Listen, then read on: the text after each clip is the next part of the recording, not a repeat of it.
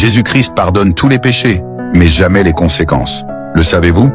Il est écrit, « Si nous confessons nos péchés, il est fidèle et juste pour nous les pardonner et pour nous purifier de toute iniquité. » 1 Jean 1,9. Dieu, dans son infinie miséricorde, pardonne celui qui se repent sincèrement.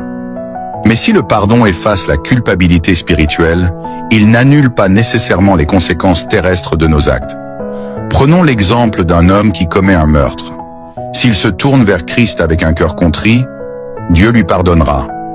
Mais il devra purger sa peine en prison. L'apôtre Paul en est un parfait exemple. Autrefois persécuteur des chrétiens, il a été pardonné par Christ, mais il a enduré souffrance et persécution toute sa vie. Acte 9,16. Une femme adultère qui tombe enceinte d'un homme marié recevra le pardon de Dieu si elle se repent. Mais l'enfant qu'elle porte restera une réalité. Tout comme David, après son adultère avec Bathsheba, a vu son enfant mourir malgré son repentir sincère. 2 Samuel 12, 13, 14. Dieu a établi des lois spirituelles et naturelles.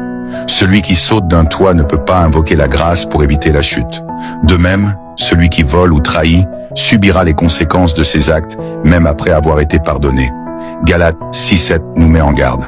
Ne vous y trompez pas, on ne se moque pas de Dieu. Ce qu'un homme aura semé, il le moissonnera aussi. Le pardon divin ne doit pas être une excuse pour pécher délibérément. Romains 6, 1 à 2. La crainte de Dieu et l'obéissance à sa parole nous préservent de bien des douleurs. En conclusion, si le Seigneur est toujours prêt à pardonner, il nous exhorte à marcher avec sagesse, car chaque choix a ses conséquences.